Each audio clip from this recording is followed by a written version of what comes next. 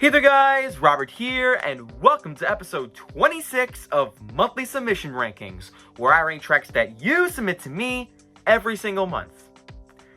Every single month. Every single month.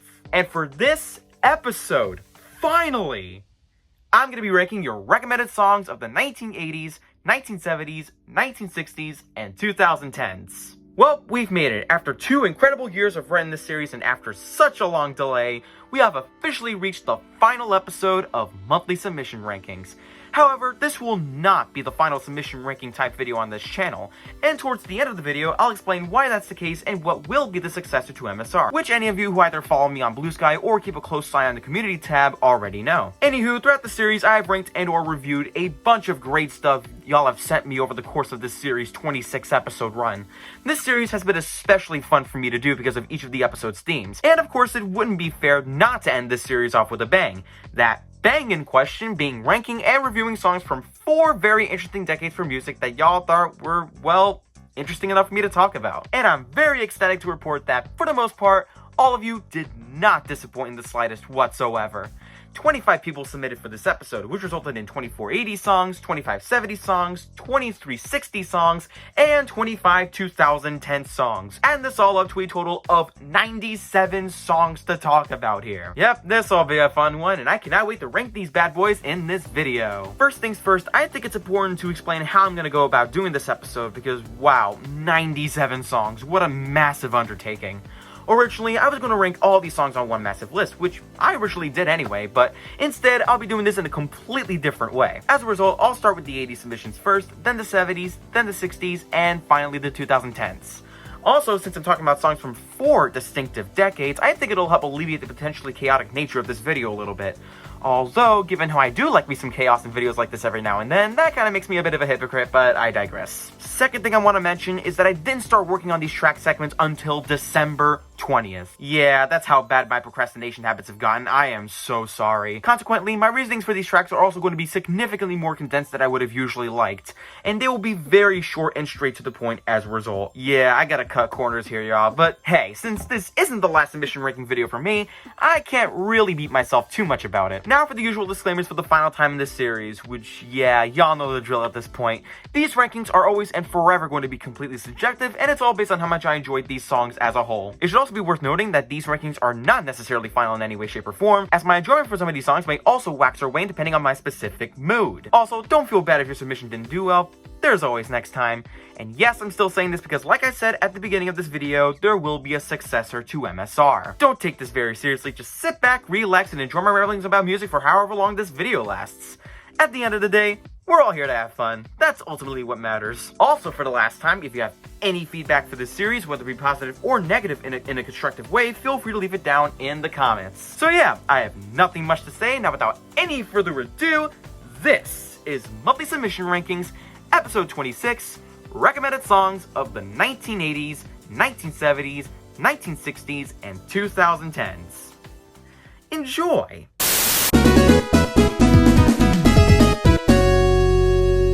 I'll admit, I don't have a lot of nostalgia for this particular Sesame Street film, but this just goes one ear and out the other for me. It's not bad, just whatever. This one has some pretty nice vocals and orchestration, but all in all, this is yet another Viet Pop song that exists. I don't think I've heard of these guys before giving this one my first listen, but this track from their album Techno Primitive is decent for what it is. However, the progression is a bit too slow for my liking, and I believe it could stand to be a bit more fleshed out, but as far as techno itself goes, I can't really complain. I don't hate this one, but it does feel kind of off-putting in retrospect seeing someone as wealthy as him write a song like this, so I can see why this song was controversial at the time. But I think it's decent though, I can't get too mad at it. Oh goody, a meme song. I'm saying this because you may know this song from a particular animated video about a certain character from Animal Crossing, but even being divorced from that, this track still kinda slaps. I like the desert island-esque atmosphere on here. I like how it starts like it's gonna be another one of those generic love ballads, but then turns into a nice disco track about 20 seconds in. Really creative transition right there. Also, the lyrics alluding to Vince Clarke's desire for wider acceptance of gay couples are well written too. From Chains of Love to Mystery of Love. How funny is that? The progression may be a bit minimal, but the synths on this one sound very interesting, especially with that fun to hum along to bass line, mostly arpeggiated melodies, and the effects that get added on to said melodies. it's a fun time. And of course, this episode wouldn't be complete without some good old metal, and it's one of Rush's signature instrumentals. Hell, it even got a 1982 Grammy nomination for Best Rock Instrumental, and yeah, it's not hard to see why. This is a dang good tune. Come to think of it, the tone of this song does kind of scream Frankie Valli and the Four Seasons to me, but I have nothing against that at all. I've always really liked this one, and still do today. Ah yes, this track, one of the most recognizable tracks in the United Kingdom's high energy scene, but it's a bop for sure. Fun production, great energy, unforgettable chorus. I mean, what am I supposed to say that other people have already said? It may not be the deepest song in the world, as lyrically, it's all about nothing but having a good time, but it doesn't have to be deep in this case, as I'm very pleased with the Caribbean vibes this one gives off, including the way these trumpets sound towards the end. Leave this song alone, Enrique Iglesias. This is a great tone setter for what to expect on Metallica's Master of Puppets album. Nice acoustic guitar intro, intense drumming, gnarly thrash metal riffs, great vocals from James Hetfield, you name it. Sure, why not keep the metal train going? Likewise, this is a great close to the Iron Maiden's Powerslave album that does the original 1798 poem of the same name by Samuel Taylor Coleridge so much justice. Definitely a track that doesn't overstay its welcome for me. A really well written indie rock track about Black Francis' experience of being chased by a small fish in the Caribbean while snorkeling. The sound of this song has honestly aged like fine wine, especially with that guitar solo later on, as well as those pretty sounding oohs from Kim Deal. R.I.P. Steve Albini. Cool, didn't know Ed from Ed, and Eddie sang this song. All jokes aside, I actually really enjoy the song. Aside from that one questionable line in the first verse, the power pop production and catchy hooks do make up for it massively, even if it kind of sounds cheesy in some parts. This one may be my least favorite of the two Police songs that were sent to me for this video, but it's definitely one of the best songs I've heard from them, for sure. This song does such a good job with its discussions about the negative aspects of being famous. Helps too that the slow instrumentation actually helps amplify the lyricism a ton. Hey, it's my main 70s synth man once again, and this time it's one of my favorite tracks from Zuluk. From the hard-hitting drums to that squelchy bass line to the chopped-up female vocal samples, everything about Zulukology screams 1980s, and yet it is just wonderful to listen to from start to end. Now, this song's a weird case because even though this would have technically been disqualified as it was released in 1990, it was first recorded in December 1989, so I've decided to make an exception for this song.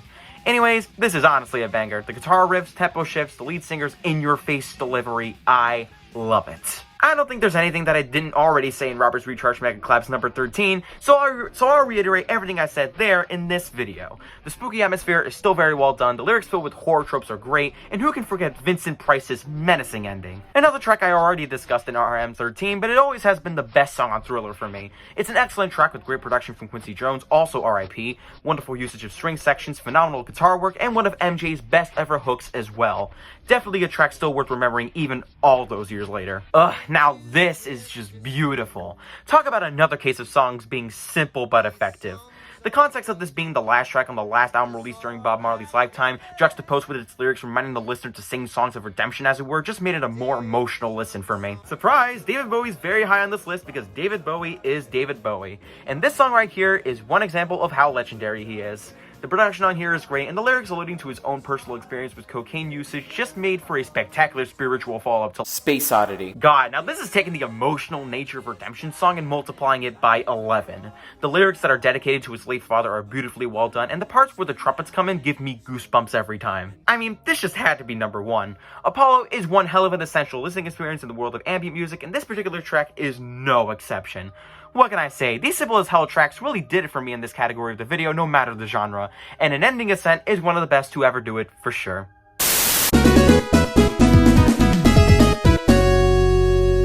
I know this will be a bit of a shocker because I really liked Street Player back when I talked about it in episode 21, but this sounds too saccharine for my taste, and the generic lyrics make it come off as reminiscing about the old days song number 4,895,085. Also, Peter Cetera ain't no Robert Lamb. Just saying. Yeah, this one's boring. I do appreciate its sentiments as an anti-war song, and I will say that Conley's vocals sound alright and the instrumentation's competent, but this song goes absolutely nowhere. I mean, come on, at least do something even a tiny bit interesting. Again, vocals are alright and the instrumentation is fine, but the repetitive nature unfortunately kind of turns me off. Pretty much copy-paste what I said about Conley's track I just got done giving my very brief thoughts on. I respect the kind of world building this track is going for, but I've heard plenty of tracks in this style that do it better. Still though, it's passable. I mean, even though it's a few days past Christmas, sure, why not?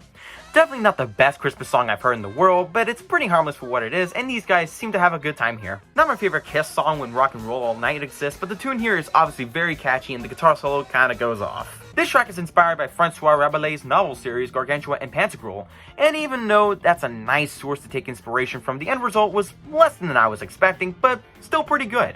Even if it can feel just a bit meandering for me despite its 4 minutes. Nice, it's these German electronic music legends again. I'll admit that I did kind of feel the 7-minute length on this one, but this is all around a good sophomore track from Trans-Europe Express. The laserish sounds that take up the bulk of the track sound interesting, and the synth, bass, and industrial drums do hammer down the psychedelic atmosphere well enough. In the 80s submissions, we looked at a Phil Collins solo track, and now for the 70s submissions, we now take a look at his involvement with Genesis, and Firth the Fifth is a solid cut from their Selling England by the Pound album, complete with beautiful sounding pianos, wonderful guitars, neat tempo shifts, and a lovely play on the Firth the Fourth. Said it before, but I'll say it for the last time in this series, Japan makes some cool music, and this ain't an exception.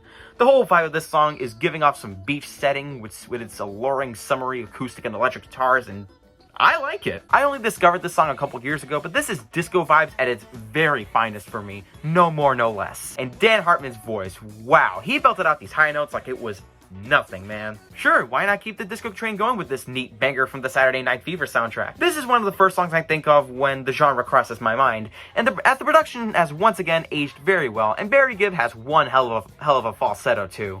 Great stuff. Now this is a certified hair metal bop right here. The instrumentation goes so hard, David Lee Roth has such a good vocal performance here, and this song is also home to another one of Eddie Van Halen's best guitar solos as well. A track that makes me happy every time I hear it. First time talking about anything from Fleetwood Mac on this channel, but man, I can't think of a better introduction than this. This is another bop of a song whose lyrics pertaining to Lindsey Buckingham and Stevie Nicks' breakup at the time are written with sheer brilliance. Totally one of my faves from Rumors. Yep, it's pagan time, baby. This always has been one of the standouts on Asia, personally. And even though it's no Deacon Blues, it doesn't prevent me from noticing how convivial the lyrics are and how lively the atmosphere of this whole thing is. Especially with these amazingly cool electric piano chord progressions. My goodness. What? You thought I wasn't going to put something along the lines of jazz so high on this ranking? Well, if you thought so, then you are sorely mistaken, because this right here is a certified classic. I mean, what am I supposed to say about this? From the beautifully well done dynamics of the electric pianos, to the complex flute melodies, to the seamless change of mood in the middle of it. It's like going through a journey through the ocean, as it were. Definitely living up to the album cover over here. And speaking of journeys, here's the one that started it all. The very first track on the very first Meat Loaf album, Bat Out of Hell. And looking back on it, this is giving off musical theater energy in the best possible way. I love his passionate vocals here, especially towards the end of the song, and Jim Steinman's composition on this particular track is just tremendous as hell. Pun intended. My favorite Police song that was sent to me here. The lyrics exploring themes of being stranded on the desert island are creative, and I love how the narrator realizes that he's not the only lonely person towards the end. And also, yeah, instrumentation is spot on, chorus is catchy, yada yada yada, all that fun stuff. I mean, it's a track from Pink Floyd's The Wall, need I say more? The lyrics, inspired by Roger Waters' experience with being injected by tranquilizers before a Philadelphia concert, fit well with Pink's overall story. The vocals are nicely sung as well, and David Gilmour's guitar solos really do a great job at heightening the emotion of the song even more. Cool, more meme songs, and this may very well be one of the best of those types of songs in this episode. This is a damn great sequel to Sweet Home Alabama with seamless tempo shifts, a remarkable key transposition from G major to G minor, and well done vocals and guitars. And while we're on the topic of guitars, that 5-minute solo does not feel overly long and adds a lot of much needed finality to this song. David Bowie going for some film score-esque stuff? Sure, I'm down with it. This always has been one of my favorites off of his Low album. All it has going for it are cold and claustrophobic sounding synthesizers and only one verse, and yet he makes every single use of it throughout its 5 minutes. I don't know what else to say other than you should really go listen to it after this video is done. Well, here's yet another track that I don't need to explain much. I think we can all attest to this one being a classic. Awesome vocals and harmonies, wonderful production and instrumentation, great nostalgic lyrics that are fun to sing along to, especially in the choruses.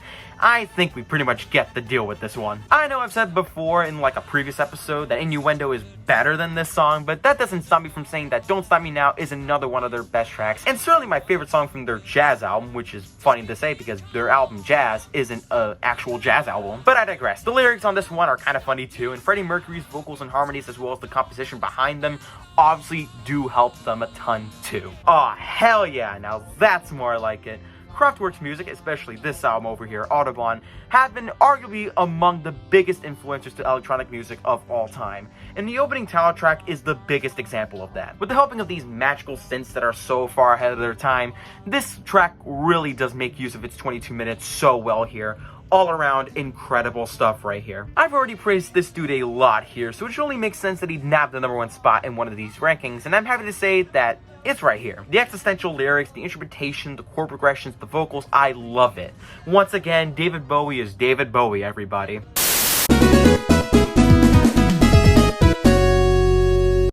Even though this is at the bottom of the 1960s ranking, I'll admit that this is all around a decent song. Its lyrics about a grieving mother on Remembrance Day in the UK are certainly commendable, but the reason for why it's here at the spot boils down to the instrumentation being a tiny bit too slow moving for me. I think it'll grow on me if I just sit with it more, but for now, I think it's just okay. And here's an actually passable Viet pop song, at least from my point of view anyway. Not only are Dan Mai's vocals on this one pretty nice, but the instrumental is a bit more interesting enough to the point where it feels like it's not the most boring song ever. Unlike those two Gan Lee songs from earlier. Much like with Midnight Rambler and Angry from previous episodes in this series, it's another decent Rolling Stones song. What this track lacks in its ability to be more concise, as I really felt the length of that outro quite a bit, makes up for in its content where Mick Jagger is supposedly playing the role of Satan. But it's also a song I don't see myself coming back to on a daily basis. Then again, it's cool. Yet another track that needs no introduction, it's Popcorn. Even though I do prefer the Hot Butter cover over this, the original track itself is still good in its own right. The Moog synthesizers that get played over this track sound pretty cool, and that lead melody still lives in my head rent-free to this day. I'm sure quite a few of you may be shocked by the Beatles not even making the top half on this ranking, but don't worry, this won't be the last time you'll be seeing them here. As for this song specifically, nothing much for me to comment on, other than it's a good song from them that's meant to get you up and do a little dance, and it did its job perfectly. As someone relatively new to Tommy James and the Shondells, this is a solid first impression of their psychedelic sound. While the lyrics can mostly be interpreted as a sexual song, it doesn't take away from this having some nice vocals, cool electric guitars and basses, and a neat key change towards the end. I really like this one. Another track I struggle to have a lot to say about because it sounds pretty self-explanatory. Lyrics are fun and catchy, instrumental is engaging, key change sounds nice. It's good stuff. And here's a very good track from the Electric Prunes. The lyrics strike me as your typical "I can't think of anyone else but you, babe" song, but I like how fairly spacious the instrumentation on this one sounds. And as the lead vocalist, James Lowe seems to have this nice energy to it that I do appreciate a lot. A great jazz fusion instrumental from Frank Zappa, an artist who was taken from this world far too soon. It's got some nice trumpets, beautiful pianos, and a pretty dope flute melody to boot. If this isn't proof of Zappa's wonderfully gifted compositional abilities, I don't know what is. Given that this is the 60s ranking we're talking about, I think it was only a matter of time before we get to The Who, but I really like the guitars on this one as well, especially with how fast the acoustic guitar gets played throughout. And Pete Townshend took the challenge of writing the song about pinballs really well here. What can I say? I do like me some pinball, alright? As is the case with quite a few songs in this entire video, this is yet another track that needs no further explanation. PenguKing has a great voice, the lyrics as a whole feel timeless, and this song in general has one of the best uses of one of the most commonly used chord progressions in the history of music. This song was originally titled Liverpool Sunset before changing the name to Waterloo Sunset after the release of the Beatles' Penny Lane. But this song from the Kings is still great regardless.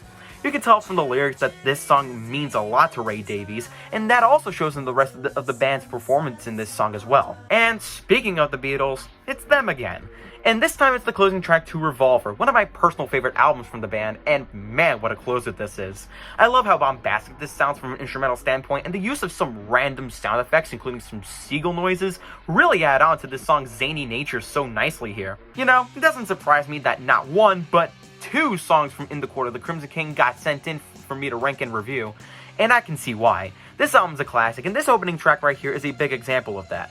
Not only does it feel like an awesome journey, just like with almost every other track here, but its lyrics on the Vietnam War are really creative and well-intentioned too. And here's this great song that is mostly adapted from the book of Ecclesiastes. Sorry if I pronounced that wrong, but the way the Byrds used this source for this specific song is brilliant, as the happy-go-lucky instrumental goes along with these lyrics perfectly, and that last line calling for the end of the Vietnam War at the time was a really nice inclusion to this song as well.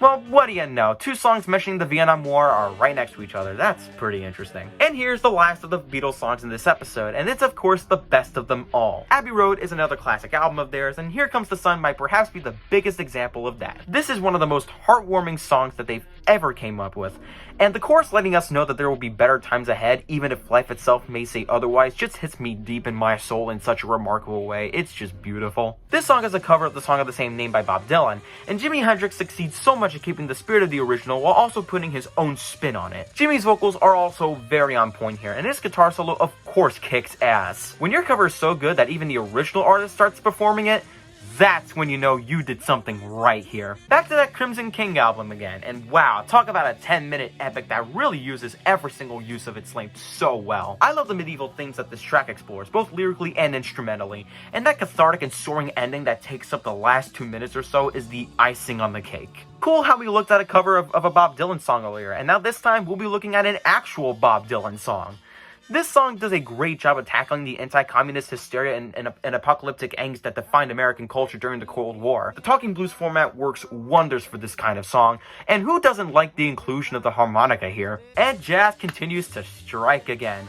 And this time, it's a sprawling 18-minute epic from the Black Saint and the Sinner Lady that really has the whole shebang. Wonderful piano playing from Charles Mingus himself, great sounding trumpets, dope-ass saxes galore, you name it. I also love how this track speeds up 14 minutes in. It's just chef's kiss. How can this get any better? Oh wait, it just did.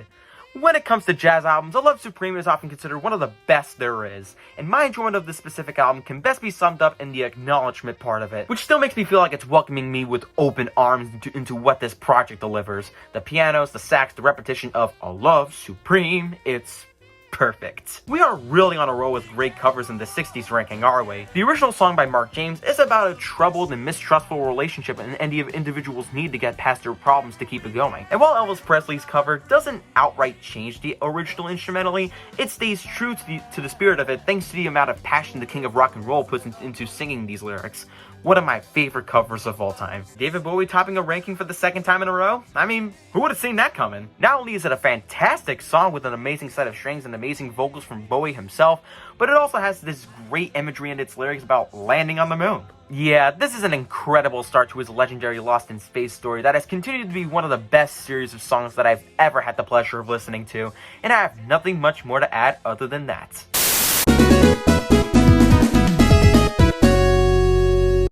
And on the flip side, oh no, a song by Maroon 5 at the bottom of the 2010s ranking? That's unheard of! All jokes aside, I don't think this is the most inherently terrible track these guys have made, but at the same time, it's not good either.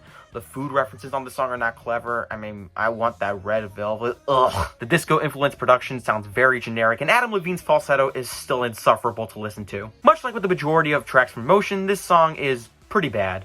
Ironically enough, the summer vibes just feel so tacked on and forced, especially with that electric guitar. While the build-ups are technically fine, the drops here don't feel like that they have any sort of impact, and Calvin Harris sings about as well as me when I come down with the flu. Bull of Heaven are an experimental group whose music I respect more than I actually enjoy on a regular basis, and this is one of the reasons why. If you like or love this one, good for you.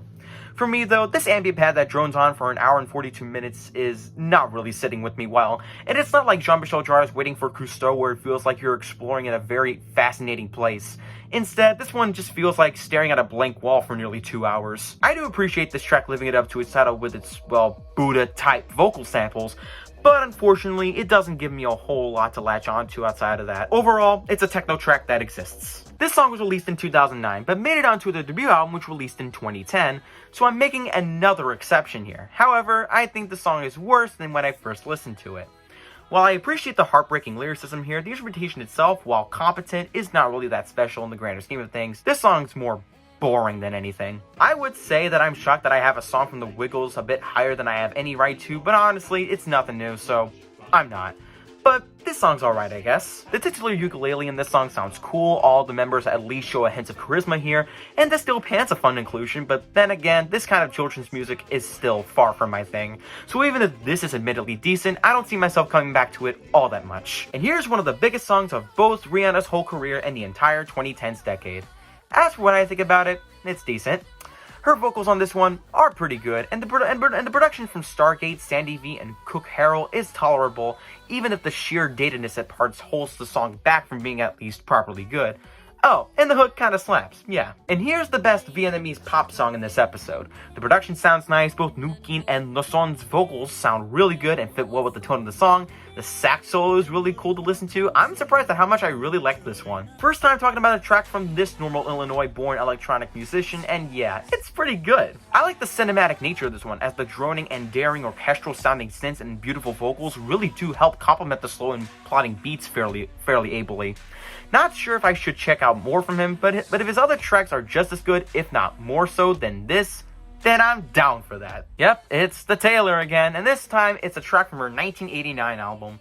And I can confirm that Shake It Off is rock solid to me. Its lyrics about letting go of small problems are mostly well written. The production is upbeat without feeling too cheesy for my taste. Her rapping is certainly better than on Look What You Made Me Do 3 years after this song was released. And man, that chorus has got to be one of the catchiest that Max Martin has ever been involved with writing. Really interesting that a song from the soundtrack to my favorite movie produced by Blue Sky Studios was sent to me. And yeah, I think this might still be my favorite song on the soundtrack. The production does a nice job at nailing down that traditional Brazilian samba sound, and every vocalist here did a good job with feeling in place for the tone of the song. Even will.i.am, which, wow, I can't believe I'm saying that. This has always been a standout in the entire 21 Pilots catalog for me. Not only is Tyler Joseph's rapping on this song actually really good, and not only are the lyrics pertaining to self-discovery helpful with the exploration of this blurry-faced character, but the rock-rap hybrid instrumentation is pretty enthralling, especially with the use of 9/2 time in some parts of the song. Speaking of Blurryface though, this is easily my favorite song on the album. Surprise! This track from Fortet is very, very, very good in my opinion. I mean, who would have thunk it? The things I like about this track are the synths and guitars that go along really well with the Outsider garage production on display, as well as that flute melody towards the middle. Even if the track runs a bit long, it's still a great tone setter to Pink that keeps me invested throughout. Another track I don't need to explain much, as everything I could say about this song probably has already been said plenty of times. Great funk production from Mark Ronson, high amounts of positive charisma and energy from Bruno Mars, memorable and catchy lyricism, etc, etc, etc. Funny how I gave a little mention to Vincent Price earlier in the 80s emissions, and now, voila, we get a song from Deep Purple that's dedicated to the actor himself. And it's great. Much like Michael Jackson's Thriller, it nails down the spooky atmosphere pretty well, even if it's not as potent. Once again, I love how cinematic and almost musical theater-esque the interpretation is, and Ian Gillan provides one of his best vocal performances yet. Excellent closer to Now What. If you want an example of how good One Tricks Point Never sound can get, then look no further than one of the highlights off of his Replica album that provides the listener with a vocal sample throughout that sounds like it's saying the word mix over and over, sound effects that sound like digging up things with a shovel, alluringly well-chopped piano samples, and a wonky synth melody to create such a vibe like no other. This post-black metal band really made something special with this one. Powerful instrumentation, especially the guitars like Jesus Christ, lyricism that runs deep, and amazing vocals from Nage, who puts a lot of emotion into every single one of these lyrics. I hope to check out more from them someday. Oh cool, it's Richard D. James again, but it's not Aphex Twin this time. It's AFX. This track is a banger though. The titular Nightmare sample never leaves my brain after hearing it. The beats and breaks sound crisp all throughout, and the acid synths and bass lines are groovy as heck. I mean, it's just RDJ doing RDJ things. What else am I supposed to say? Leave it up to LGalaxy with submitting some gems from electronic artists that I don't think I've ever heard of before. The sound of this one is intimate in one of the best ways possible, and the way these guys infuse electronic music in with acoustic aesthetics is damn near flawless. All around a beautiful track. More post-metal odysseys that don't overstay their welcome at all? Sign me up! Amazingly well done, dynamic and explosive instrumentation, powerful vocals from Loic Rossetti, and I even love that arpeggiated piano melody that happens at some points too. The fact that they also used the film Stalker as a basis for the theming behind it is really cool too. And this is my favorite song from Slowdive's self-titled comeback album. Similar to Hate Pelagic 2, the instrumentation is atmospheric and explosive without it feeling overwhelming, and while the vocals aren't that palpable like last time, the guitars, drumming, and synths really do make up for it by adding more depth. Stunning stuff for sure. I mean, it's Kendrick Lamar. Need I say more? Not only does the production complement his flow super well, but the fact that he is using this song to break down the stories that turn him away from gang culture while also discussing his spiritual rebirth is just simply incredible. And I don't see why this wouldn't be my favorite on Good Kid, Mad City. This is a track that I've already talked about quite lengthily in episode 22, but it is worth repeating that this is still the best track that Mike Paradinas has ever made in my opinion. which is really saying something because of how much I hold a lot of his 90s material in high regard. The luscious synths, the electric guitar sounding melodies, the explosiveness of the production 3 minutes in, I adore it all. It's genuinely perfect. Oh, hello again, Brian Transo. Anyways, even if his 2013 album A Song Across Wires isn't perfect all the way through, it still provided quite a few gems for the most part. And man, is Skylarking the shiniest of these gems or what? From the polka to his ambient pads at the beginning, to the wonderful synth stabs, to the well-executed build-ups and payoffs, to that awesome lead melody, this remains in my top 10 favorite tracks from BT at the very least. Incredible track. Well, I guess it was inevitable that a jazz track was going to actually top one of these rankings. What can I say? I'm always gonna be a sucker for some good old jazz, aren't I? Kamasi Washington's The Epic is one of my favorite albums in the genre to have been released in the past decade, and Henrietta Our Hero is the pinnacle of how fantastic this album can be. Impeccable instrumental all throughout, amazing saxophone licks and drumming, Patrice Quinn delivering their passionate vocals over lyrics that are being dedicated to Kamasi's grandmother. I mean, this is 100% a masterpiece from front to back right here. I just love this one so much. And those were my rankings proper. Thanks to everyone who has submitted. It is greatly appreciated. And wow, even though there were quite a few tracks that I was not nearly as huge on, I can say for certain that a lot of these tracks were at least good stuff. Again, like I said at the beginning, I do apologize for the very short reviews for each and every single one of the tracks here. You see, I ranked all these tracks back in March, but for months, I kept putting off doing the script for this video due to a lot of things going on in my life, and also due to procrastination. I sing with my local church group, I'm a college student who is also a part of my college's radio station, and I even do the other series on this channel, including the mega collabs. So it can be difficult for me to manage all that, and with not just working on this specific video, but for this entire series as well. On top of that, up until this point, it was starting to get way too overwhelming for me to continue writing these long scripts every single month. So for those reasons, I have now decided to end monthly submission rankings. But now that leaves the question, what will be the successor to MSR? Well, guess what? What will be taking this series' place are the grab bag rankings. Yep, that's right. Pretty soon, you'll be able to suggest songs to me for the first semi-annual Robtastic Grab Bag Ranking event. This coming Sunday on January 5th, 2025 at 3 p.m. Eastern Standard Time, an announcement video containing information on how to request and vote for songs in this series will be going up on this channel. And yes, that means there will be rules to follow, so be sure to follow these rules once they become available. As for why I'm calling this Grab Bag series a successor to MSR, it should be relatively simple. It basically just follows the same exact premise. That premise being, you send songs to me, and I rank and review them. Only difference is, I'm not making forms for these videos anymore, and I'll only allow you guys to suggest songs in the comment section. But do not request songs in the comment section for this video. Only do so in the comments for the announcement video when that goes up. But yeah, I'm very much looking forward to starting this new series, and I'm hoping it'll be just as fun, if not even more fun than MSR was. And yeah, before I cut to the outro, I just want to say thank you so much to everyone who has submitted anything to me for monthly submission rankings. Whether it be tracks, albums, EPs, or even your own playlists, your support and investment in this series means so much to me, and I quite frankly couldn't have done this without you. I love you all. Here's to the upcoming Grab Bag series on this channel and more to come in the future. But yeah, that's pretty much it for this video. If you liked it, be sure to give it a like, share if you want, and subscribe with notifications turned on so you don't miss videos like this one. You can also follow me on Blue Sky and Instagram, or go listen to my original music on Bandcamp. Alright, that's it. Thank you for watching, and I'll see you in the next video. Bye-bye, guys.